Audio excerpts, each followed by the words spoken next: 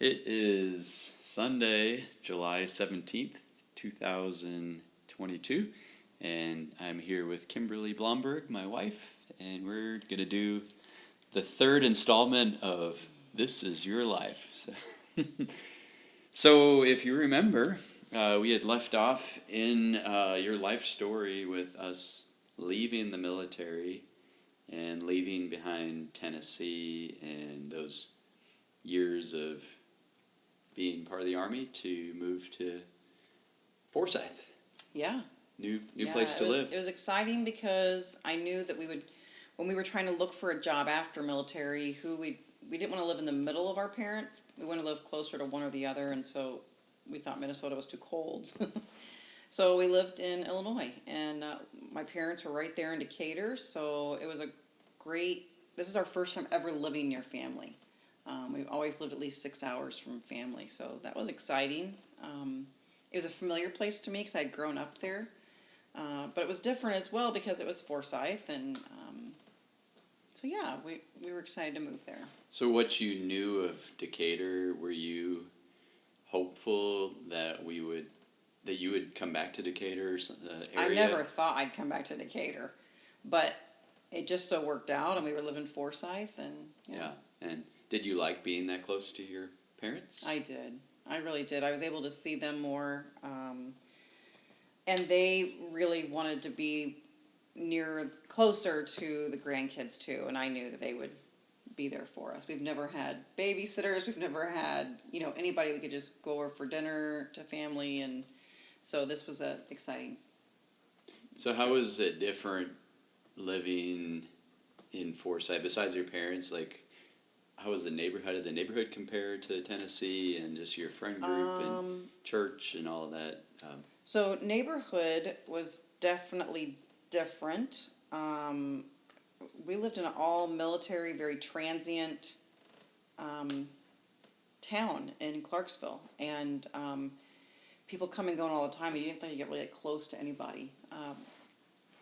Then we moved to Forsyth, and we had instant families right around us that we clicked with right away, and everybody was outside all the time. You saw mothers and fathers, whereas a lot of times you just saw mothers around Clarksville because the husbands were always gone or they were in military training or whatever. So it was nice. I knew what kind of churches to look for because I was familiar with the area because I'd grown up around that area.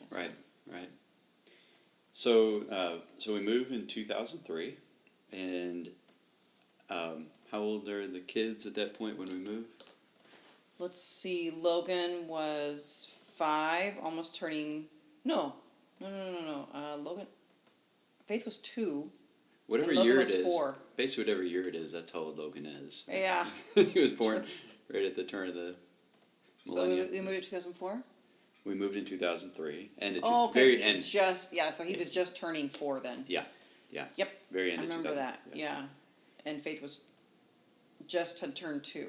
Yeah. So yeah. Yeah. So. And that was in October, I believe. Yeah, it's right around September, there. October. Right after our Hawaii trip.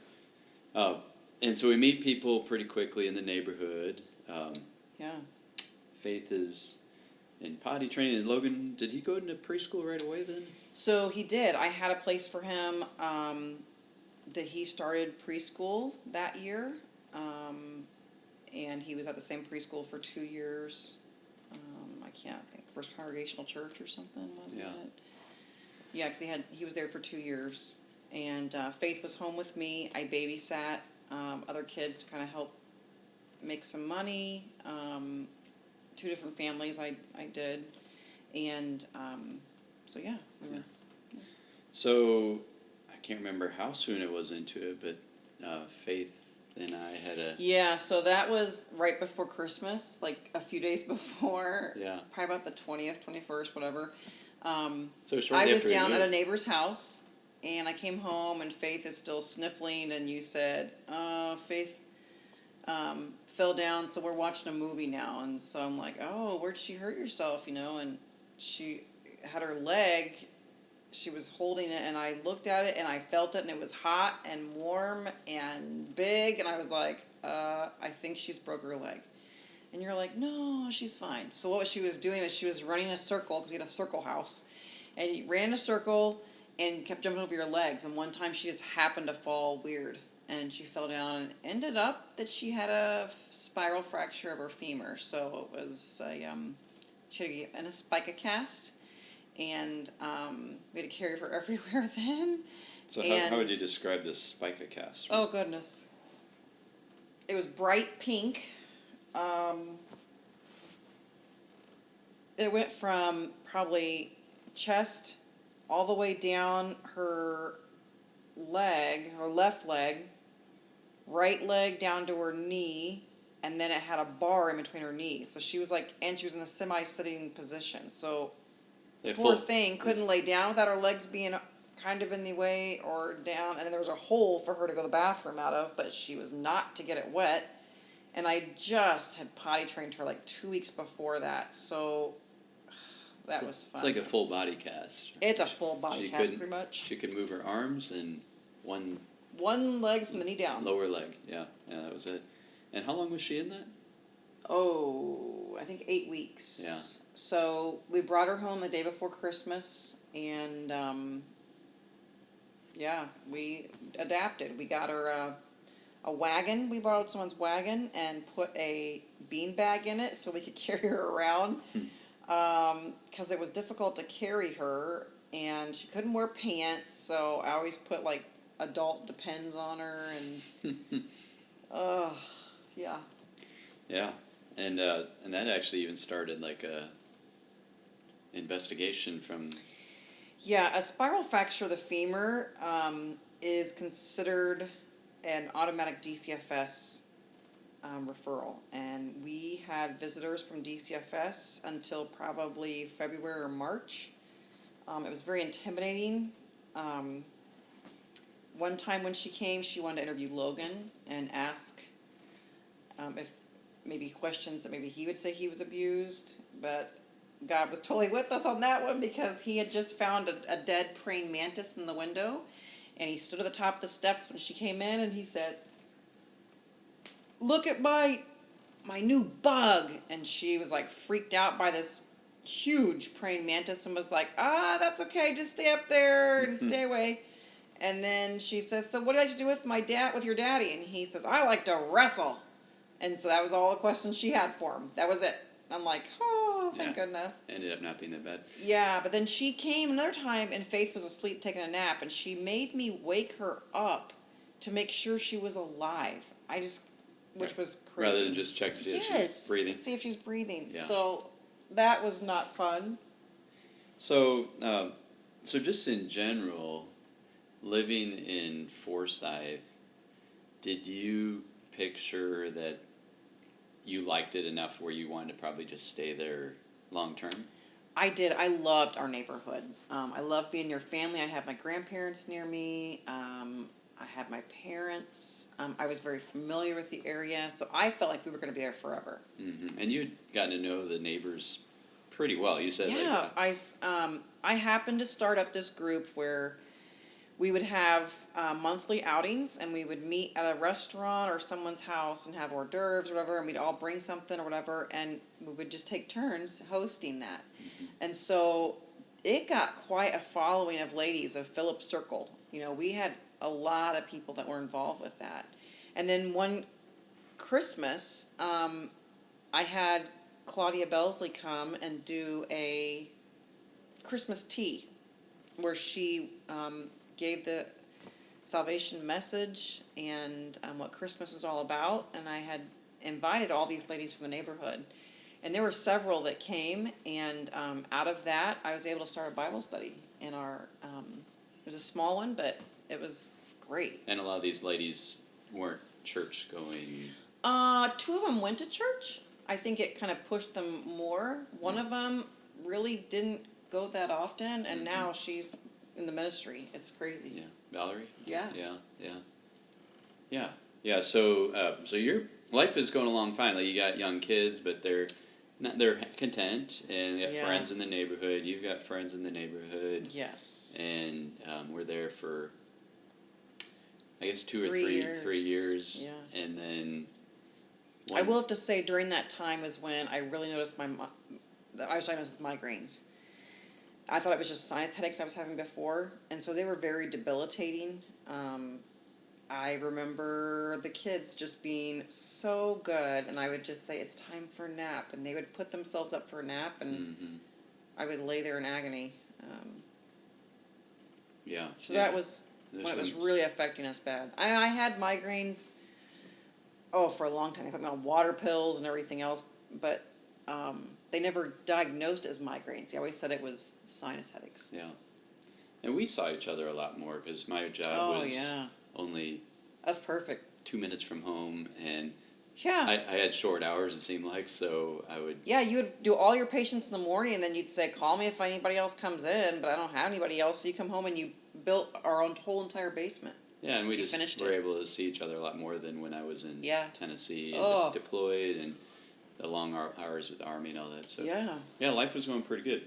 So at one point, I guess I probably told you I've been thinking or something. You know? Probably. Whenever you start out with, I've been thinking, I think, oh boy.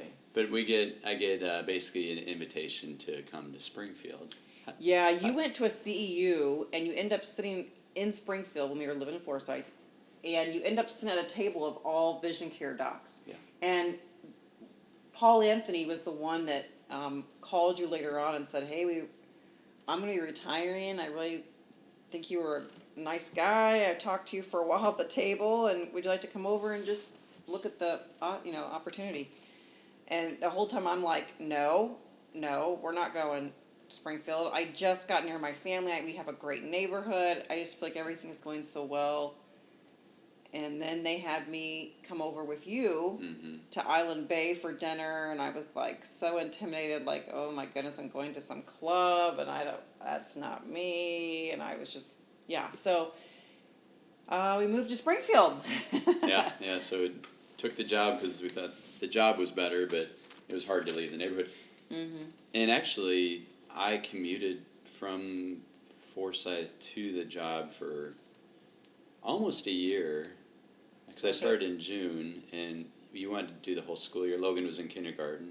Yeah. So you wanted to do the whole school year in Forsyth and not move him, and I could drive it. So we ended up moving to Springfield the following year, right? Yeah, we sold our house instantly in Forsyth for sale by owner, I think within 3 days, I think. And then we came over to Springfield all that spring looking for where we wanted to live, because we didn't know the area very well. And it ended up that we wanted to build. And there was a new housing district coming in, Manor Hill 2, and they were just building the roads. I mean, it was very brand new. So we signed a contract to build a home, and but we needed some place to live because it wouldn't be done until November. So we moved into a rental house that was really nice, short term for the summer, and I think all the way through to November. So yeah. And so how was that move? I mean, obviously you said it was initially you were like, you don't want to leave Forsyth, and I remember reading the book Life, Purpose-Driven Life by Rick Warren, because I just did not know, I didn't understand what God was doing with me and the purpose for moving me when I finally had a place where I felt like it was home. And we moved here, and I'm in a rental house, and I don't get to know anybody because no one was really around us that we knew. And we weren't going to stay there. And we weren't going to stay there, so you didn't want to get really close to anybody right there in the neighborhood. Yeah.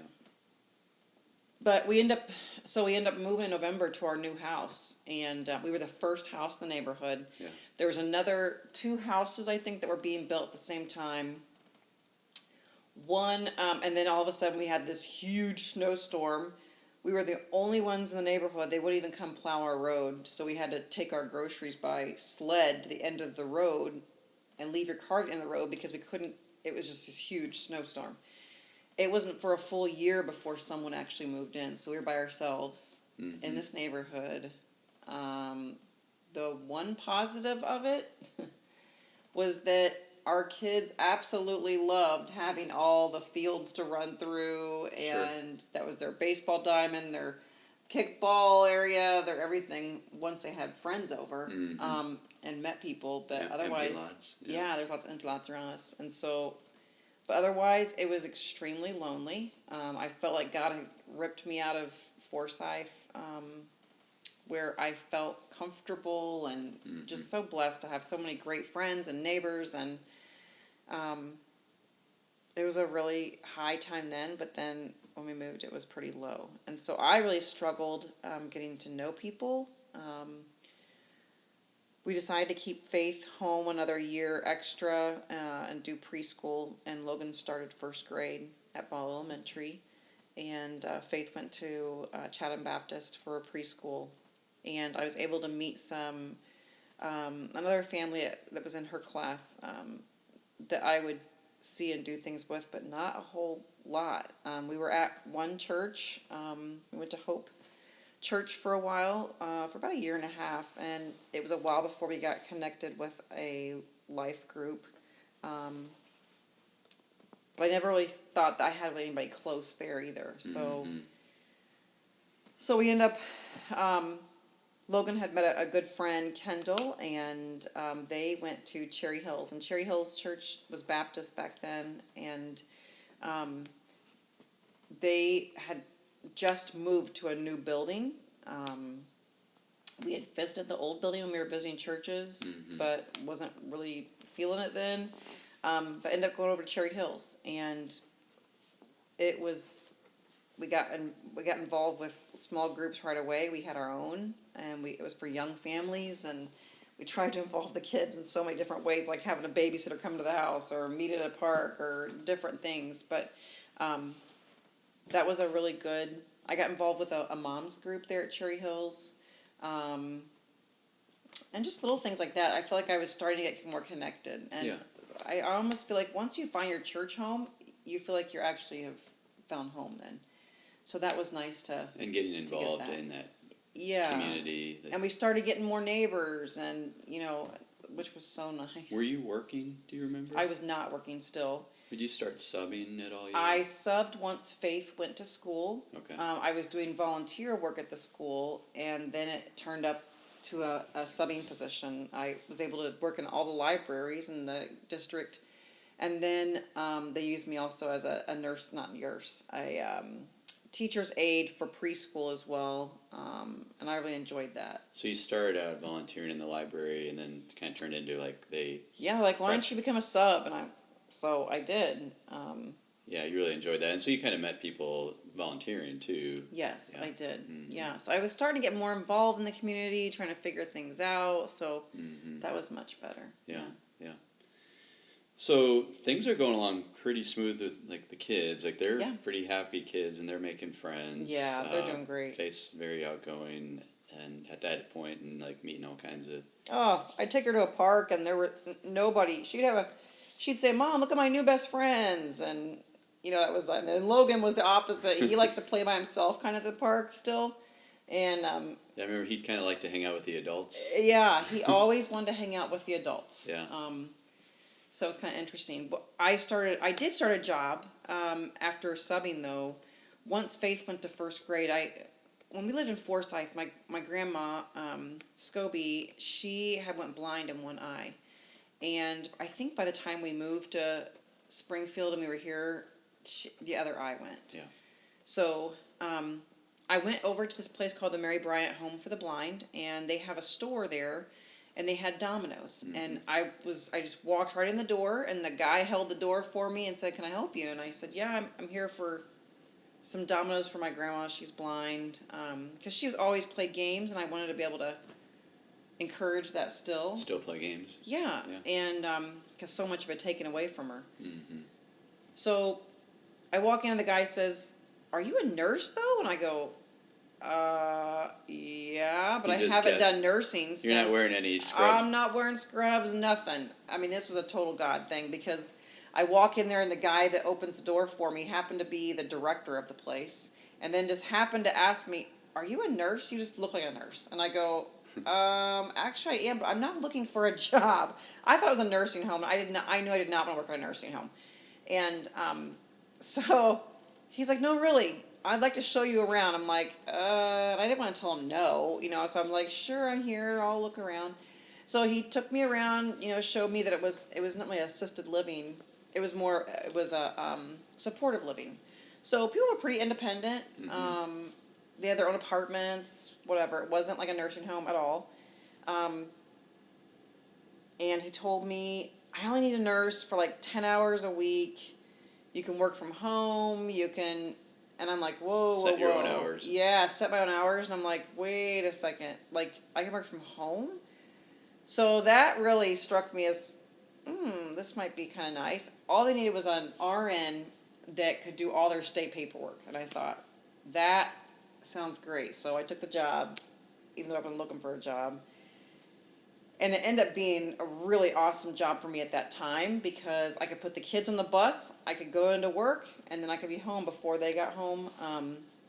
Did some work from home even. I could still volunteer. I could do whatever I wanted to still and just sit around my schedule. So And they even came with you sometimes there. that was the beauty also. When they were on break or when they were in this, summertime or whatever, they could come with me if they wanted. And they went to like bowling with the residents while I was doing paperwork, and because they needed extra hands. And Yeah. the kids were so good. They learned so much from being around people with disabilities. And they all had a physical disability of blindness or very low vision, but they also majority of them had MRDD. So they got to know how to just be with people that were different than you. And I think that has helped them the rest of their lives be comfortable about stepping in. And if you see a kid in a wheelchair, Right. it doesn't matter. Yeah. They're not just in a intimidated. wheelchair. They're not intimidated by that or stand there and stare at them. They were just, Right. I love that our kids were taught to accept anybody, including disabilities. So. Yeah, especially at a young age. And then with you having a blind grandmother, do you feel like there was benefit of you working there? Yeah, I found out more that I could help her with, and encourage the family to help her with. Even little things like putting raised dots on the telephone or on anything that she used. How to fill a cup of water, and had these little prongs that go on the side and told her when it was full, and just different things to help her out. Yeah.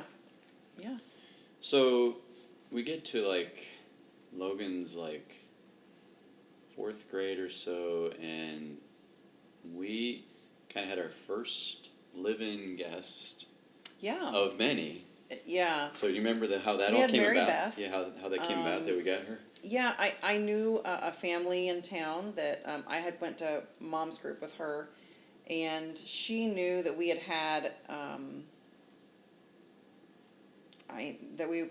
she just knew who we were, and she asked if she knew a girl who was 17, turning 18, and she needed a place to live until the end of the school year and get her started for college. And at first I was like, oh my goodness, that's a lot to take on. She was pretty much going to be homeless, and they couldn't take her in because they had a girl herself.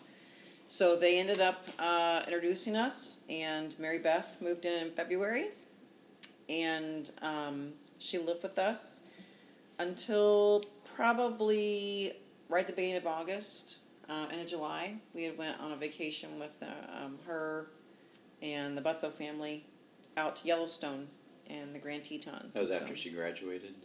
Yeah, she turned 18 in February, and I think that's when she could move out and not have to go through DCFS. So she moved in with us. Yeah, she was going to Springfield High, and she was a very sweet girl. Yeah. And she ended up just going had a rough home life. Ended up going to Western, and Yeah, we helped so- her at finding college stuff. Yeah, the other family and I ended up helping her get to college, get that paperwork done, all that kind of stuff. And we visited colleges. She ended up going to Western. So yeah. Yeah.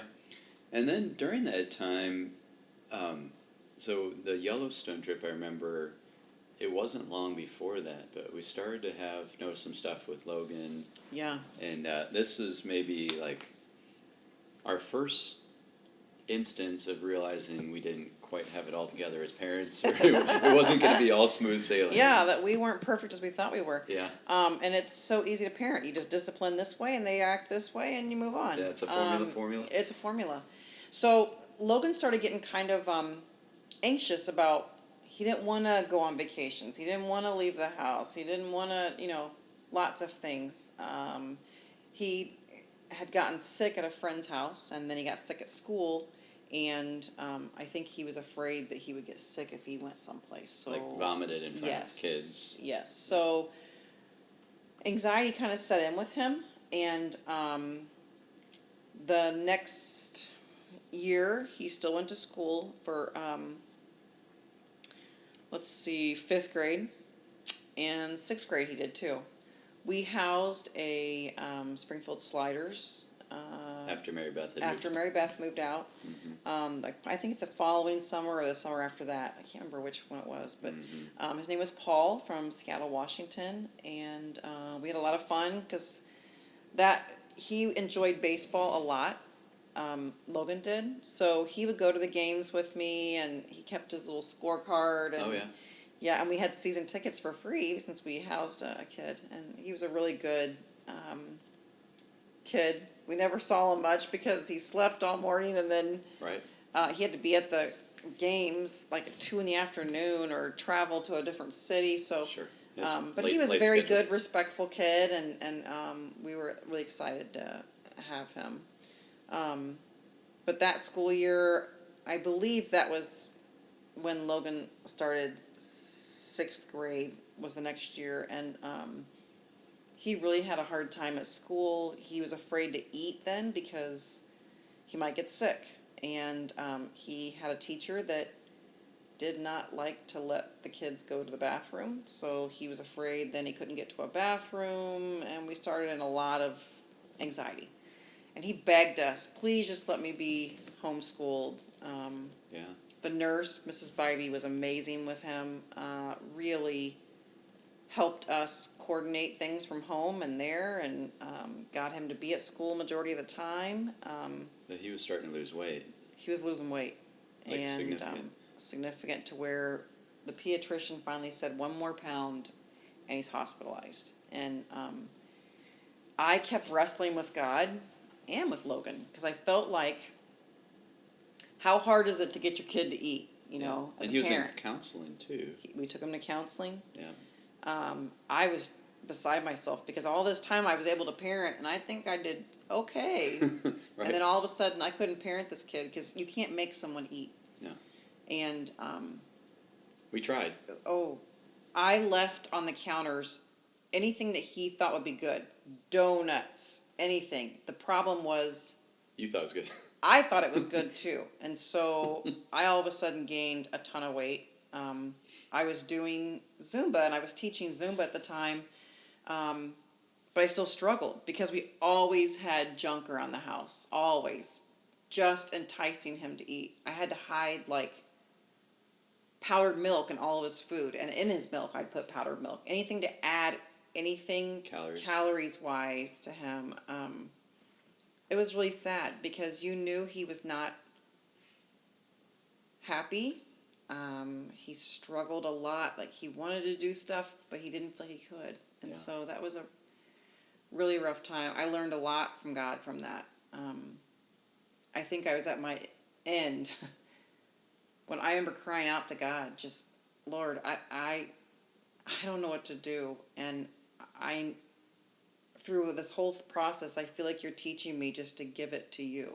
Yeah. And not to worry, because I'm not in control, only He is. And I feel like that lasted for a long time. He ended up begging us to homeschool. And I thought, are you kidding me? I am not a homeschool mama. Right. I will go absolutely insane. I am not meant to stay home all the time. We did know some other families homeschooling, but yeah. We did, and I was like, good for them, because they thought that was a normal thing. All I thought was homeschool families when I was growing up were weird and wore a bun and a skirt at all times. So Not totally inaccurate. Well, yes. Okay, so there were some very Right. odd homeschool families, but there were some great ones too. So Yes, anyway, yes. so I remember at the table with the kids, and we decided, and I thought I'm going to say something to Scott, and when I did, I remember you saying, "You won't believe this, but I've been praying about the same thing," and I thought, "Oh, We goodness. did both kind of, we almost brought it up with each other at the same time. Yeah. Yeah. And So at we this- knew it was God that was yeah. allowing us And, to and do we really this. felt like, I mean, speaking for both of us, but that like the road we're on, it was not improving with Logan with everything we were doing, trying wise, like Everything we were doing. yeah, and was even not we were working. praying too, but like everything going on was not. Yeah. It was we weren't getting anywhere with him. Like he continued to get skinnier and skinnier. Yeah.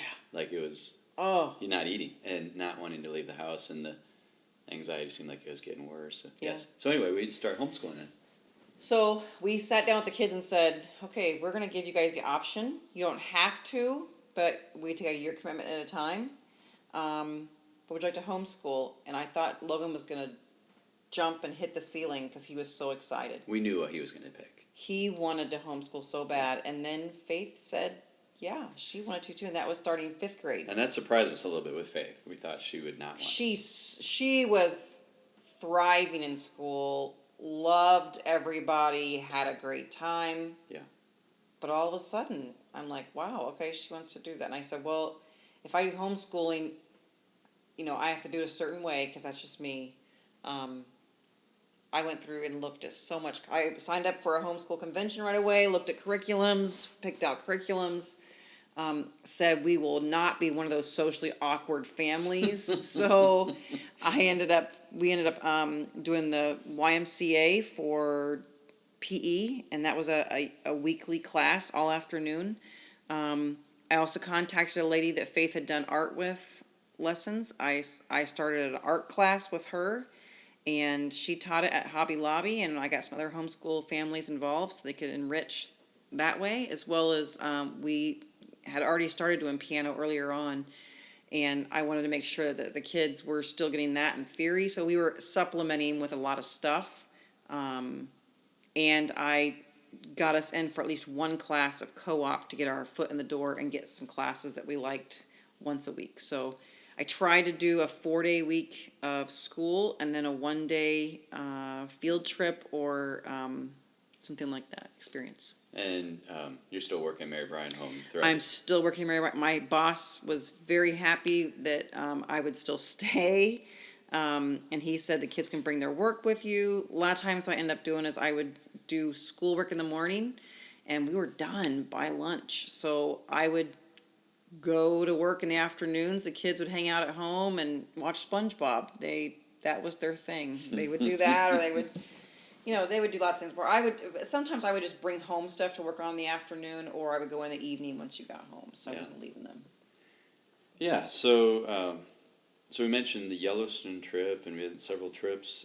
Do you remember our first, like when we decided to take the kids with us on a mission trip? Because you had done the India trip, but I had never. Yeah, India was November before I got pregnant with Logan. Right, that was way back. So, but Yeah, then at some that was point, 98. At some point, we decided the kids are ready, and we really want to take the kids on a mission trip. Family mission trip. And so we went to with the Rollets, Laura and John Rollett. They were taking a youth trip to Costa Rica, and we were excited to go as chaperones, and they were very excited about us bringing our kids. And they had started out, we learned from them a lot about missions trips, about how get your kids involved when they're young and take them.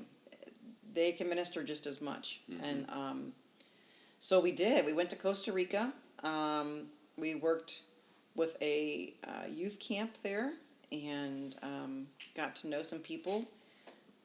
And ended up, Faith and I went 2 other times, and I went another time. So I went down there 4 times, but 3 of the times Faith went with me. Logan and you, I think, twice. So went we went twice. with the one with the cops, and then we went on the one with the youth. So yes, then we took the youth. The second time was. Oh, yeah, So yeah. Okay, so the first cops. one was with the Rollets with different families and just people in our church. Right. Second one was The the youth in that the we camp. took. And Faith celebrated her 10th birthday at the first time. So I know she was 10. Yeah.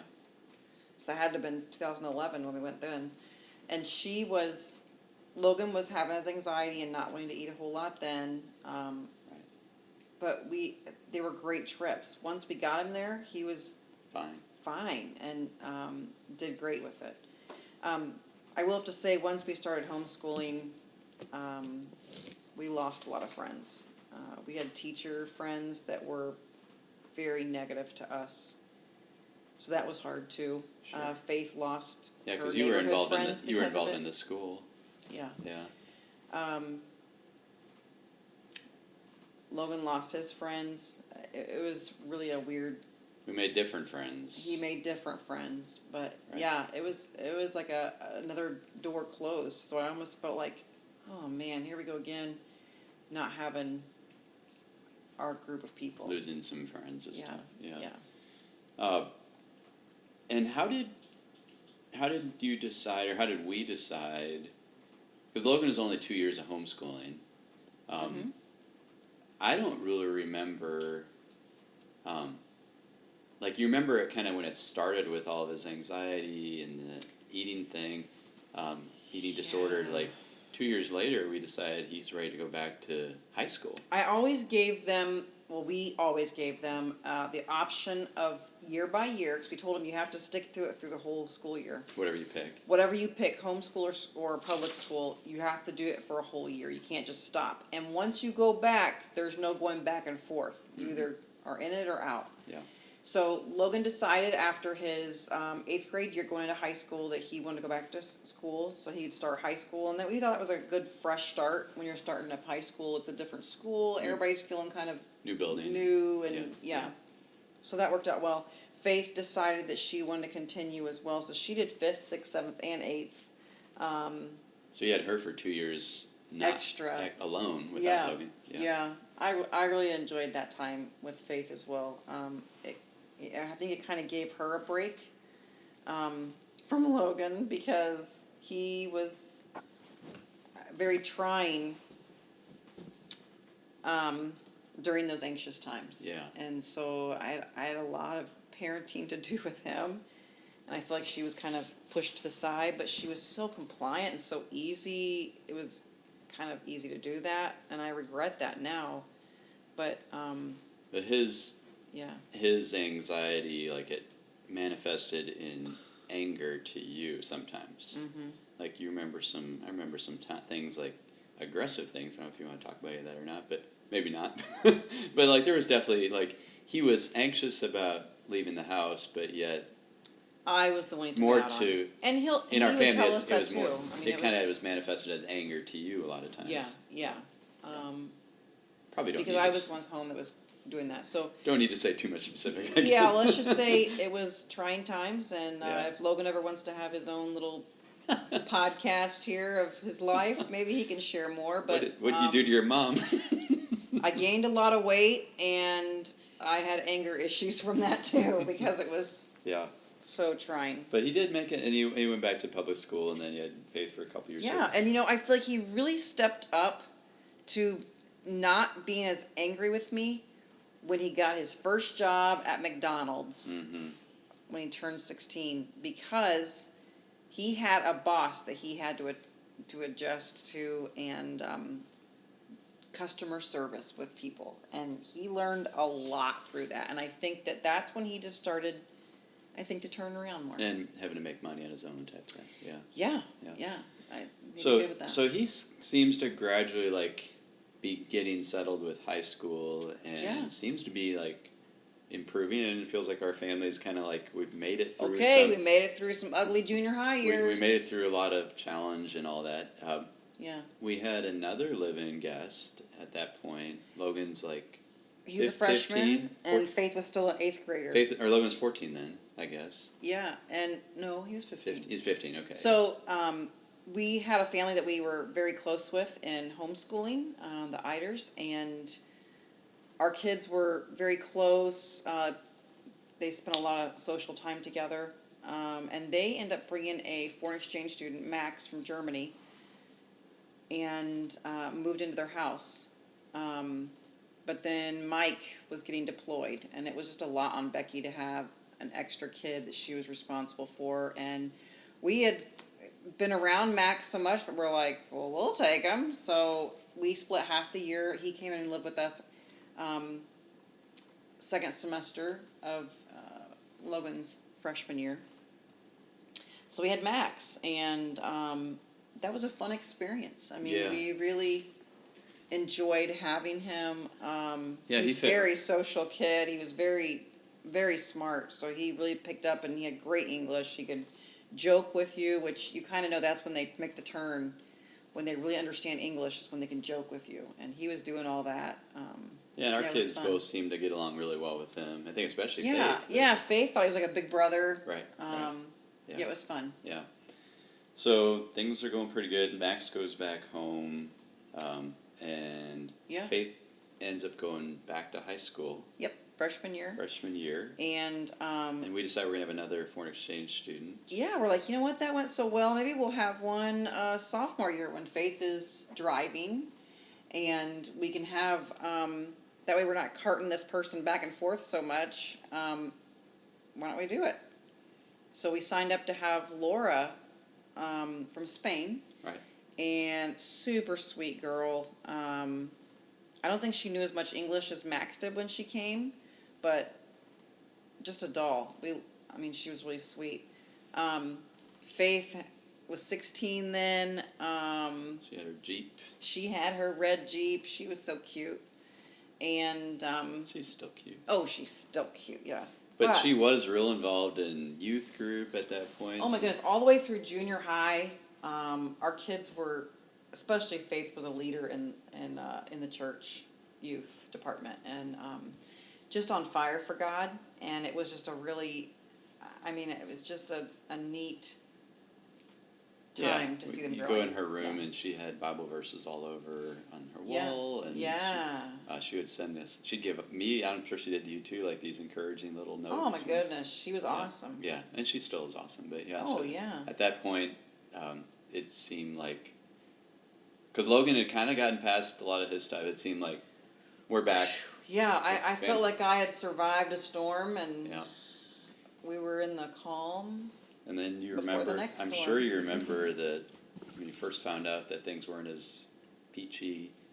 So I decided to leave the Mary Bryant home. I was having some concerns there and whatnot, and I really felt like God was calling me to do something else. And I didn't know what it was exactly, but I had quit in May.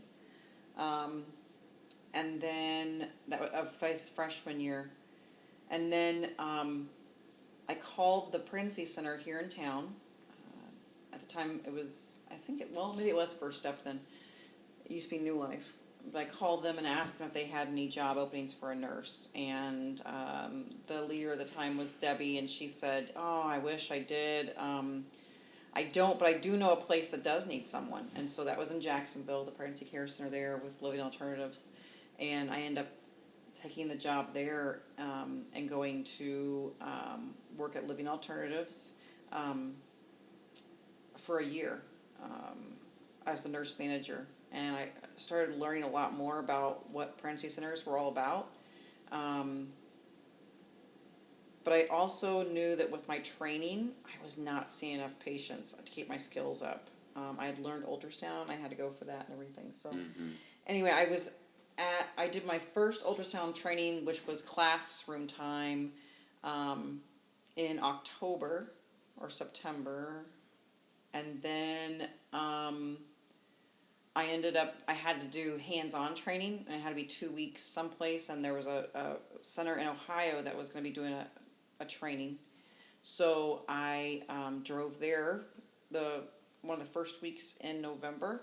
Then I was home for a week, and then I drove back again. And Faith had kind of been a little more, I felt like she was being wanting more independence. She had a car, but she was a little more moody, and sure. And I just thought nothing of it really that much, except for that we were like normal mom and daughter fighting type of thing. Teenager stuff. Yes, absolutely. And I remember driving through from Ohio, coming home, and I was in Indianapolis. I can still see exactly where I was on the road in Indianapolis. And I got a call from my friend, and she said, "I got to talk to you about faith." And I was like, "Okay." Um, and she said her daughter Sydney had told her that Faith was cutting, and I lost it. Like, what do you mean cutting? I don't know kids that cut, and she's a happy girl. She's like on fire for Jesus, and I mean, it just totally threw me off. Like, what do you mean? Um, I didn't quite understand what cutting was all about. Like, does that mean she's committing suicide trying to? I didn't quite know what the deal was. So I couldn't call her because she was in class at the time. And, but I knew that she was going into work that evening, and I wanted to catch her before she went into work at Chick-fil-A. And, I finally got a hold of her, and I also called the pediatrician, and I was making all kinds of phone calls on my way home, and I was just frantic. Like, I mean, I know that my heart was just beating out of my chest, just trying to figure out what in the world is going on. I just couldn't fathom what was going on. I couldn't fathom. So, I got on the phone with Faith after class, and I said, "Faith, I got a call today," and told her, and she's like, "Yeah," and she starts crying, and I didn't know what to do. I was not at home. I didn't know when I'd be home. By the time I got home, it was a Friday, and it was late, so I couldn't like call to get her into a doctor or something.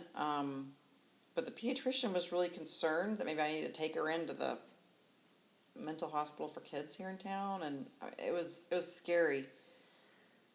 We got her through it that night, and then we had to talk about it, and lo and behold, she had been cutting, and that was my world of learning. You can't parent a child that doesn't want to eat, and you can't parent a child that has depression so bad where she's self-harming. And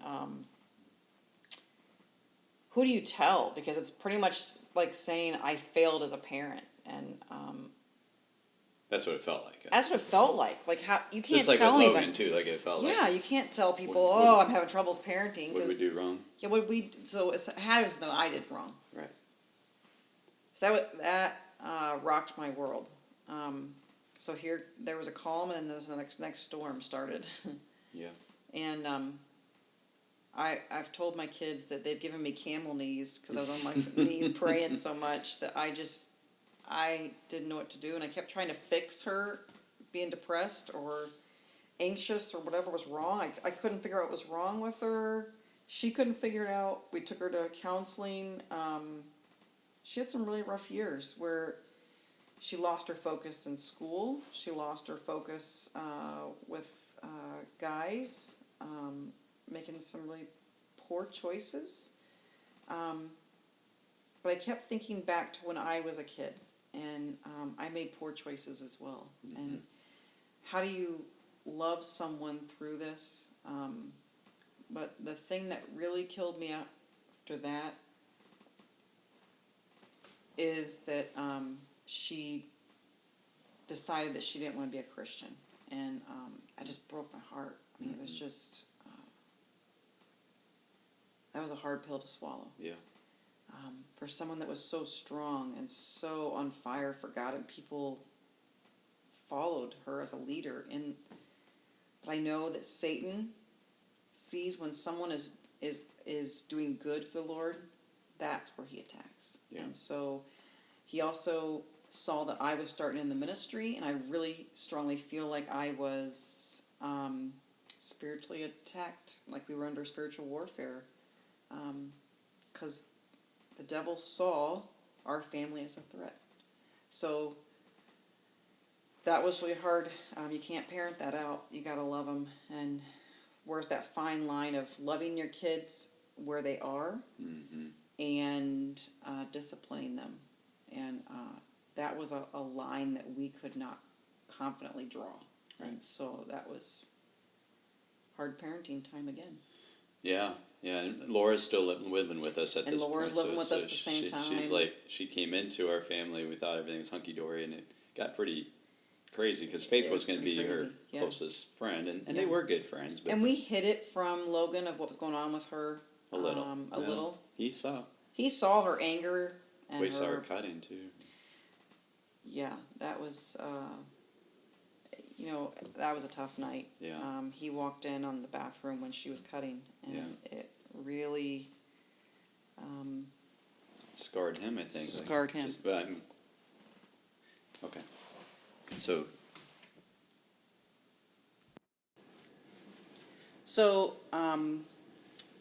everything kind of came to a head when Logan walked in on Faith, and she was cutting, and he got really scared. And he came running downstairs and said, either you take her to the hospital or I'm going to. And I was a little concerned about that because I knew I did not want to take her to the hospital because we did not hear positive things about the local place for pediatrics.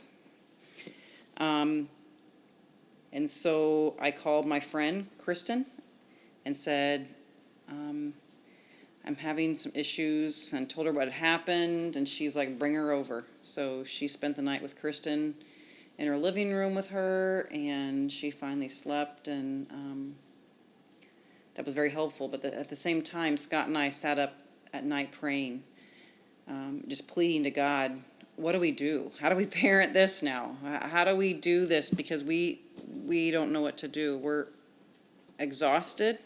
We're scared. I mean, we don't know what is going to happen with Faith. And he told us to pretty much, we felt that we needed to call the Setterlands.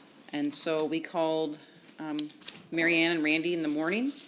And I asked Marianne if I could come and talk with her. And, of course, she was like, sure. And so before I could even say anything, Marianne said, now, I just want you to know, I know you're having problems with Faith, and we would like to take her in for a little while to give you a break. And it was like God had already answered the prayer before we even started. yeah, because we both felt like that was the right thing to do, and thought it was going to be awkward to ask them, and Yeah. they actually felt... She had a relationship with Faith. Well, both of them did, but Marianne had a very big relationship with Faith, had mentored with her since junior high. I mean, so they knew each other very well.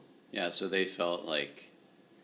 it definitely, there's no doubt God was, like, orchestrated that, because they came to us, and you and I came to each other, and all three at the same time, independently, felt like this is the right thing to just kind of change her living situation. And Faith was actually wanting that too. So Yeah, it was crazy because I picked her up from Kristen's, and the first thing she says is, do you think Mary and Randy would let me stay with them? And I hadn't even said anything. I'm like, okay, Lord, you might as well beat me over the head. I understand now that this is the right thing to do.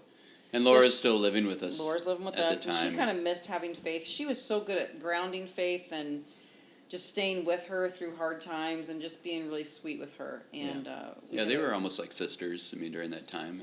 Yeah. So it was really good. Mm-hmm. So she lived with them for about a month and a half, and then we get a phone call in the middle of the night one night that Faith is really sick, and so we run over there, and it was like 2 or 3 in the morning, and turns out that take her to the ER, and she's having an appendicitis attack, and so she has to go in for surgery, and and then I stayed there with her, and in the hospital, and it just floors me that she said, what are you doing here?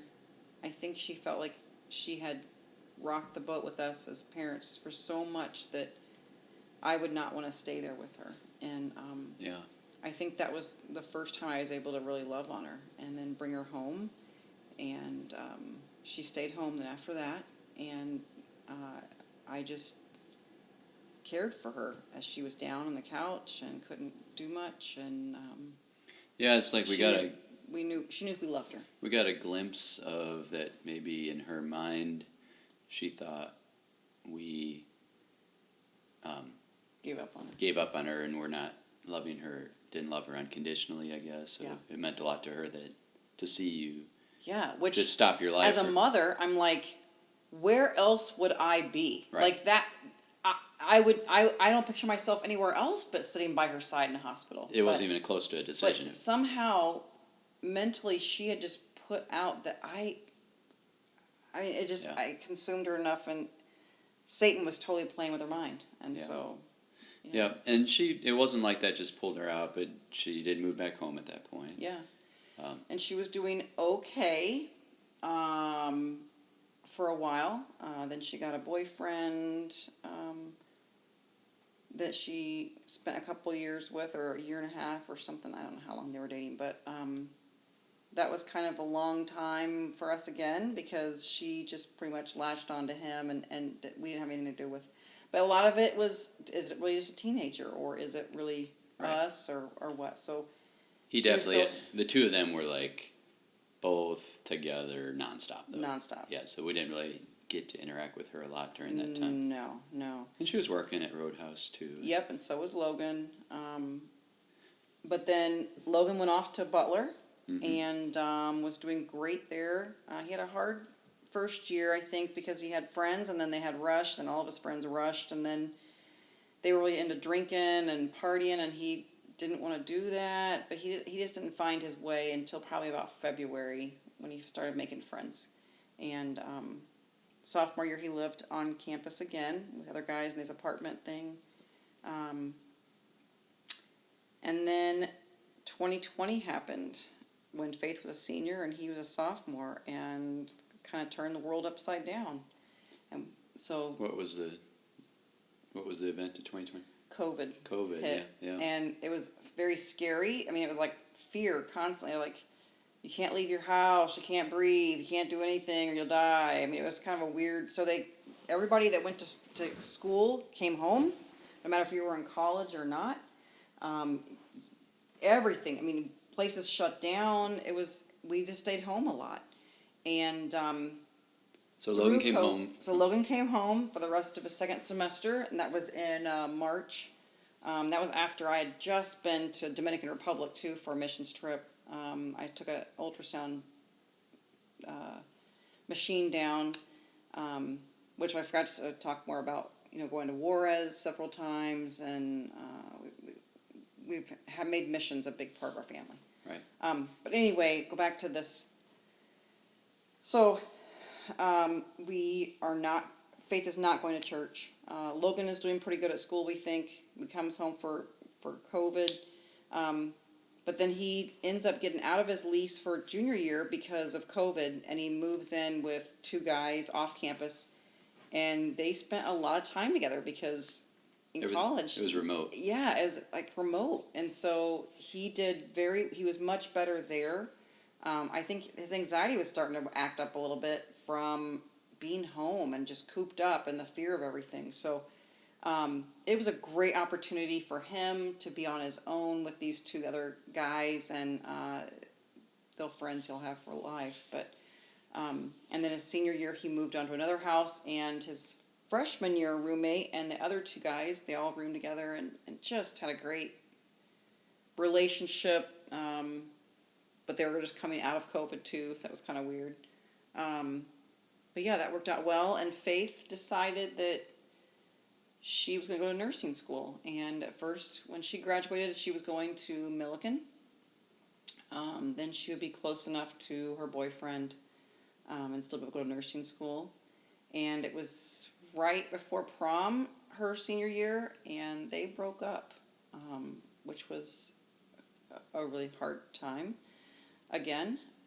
For her. We were happy about it. Yeah. We didn't necessarily tell her that. I wasn't going to say too much, but we were thrilled.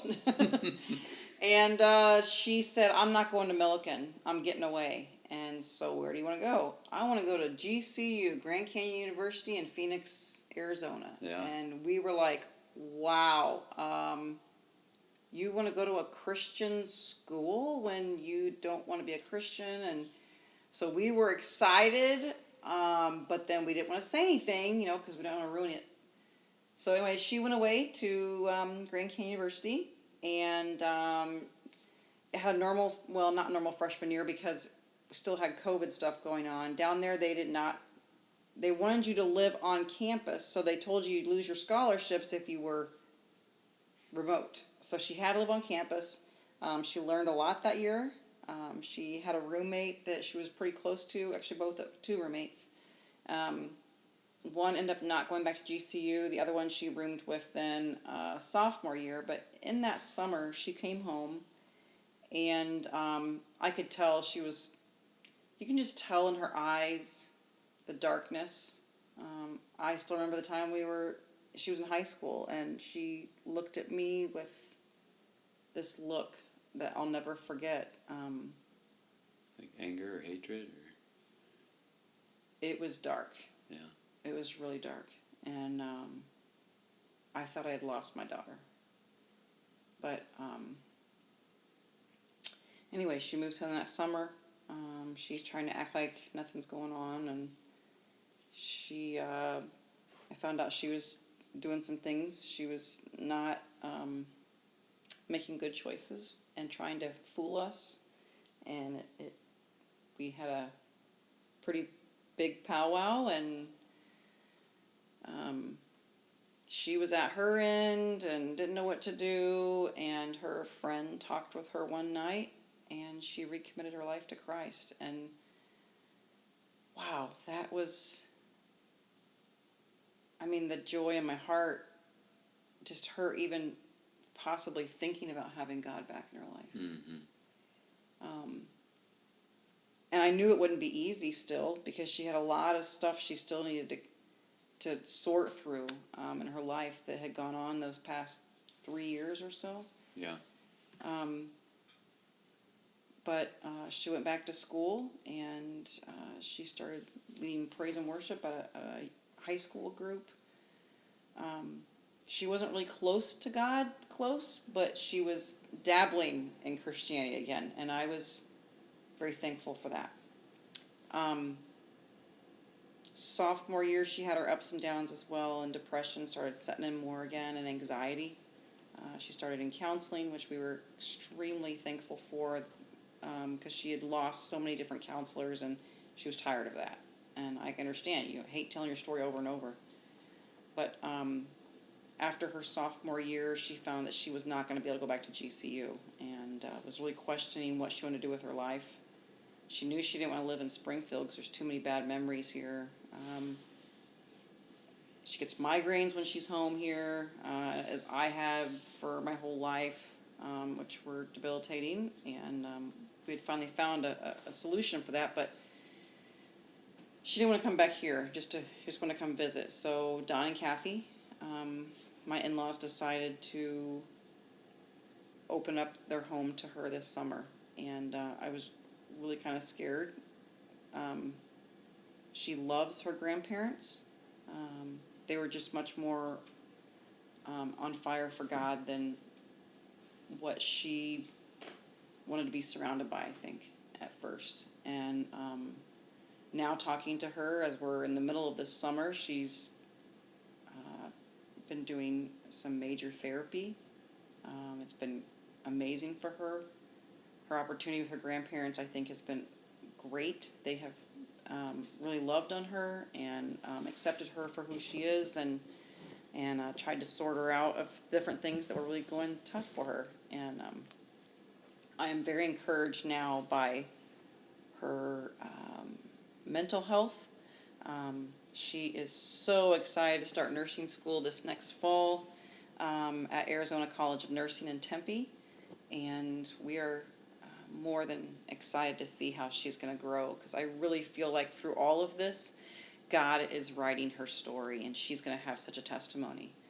And Logan, where he's at now, is he's graduated from college in May, and he is working for Republic Airlines, and thriving there. He's gotten involved with a Fireside, which is a young adults group in Indianapolis, and he's been very, I feel like he has found a great community, and as parents, I feel like we are empty nesting, loving that together. Mm-hmm.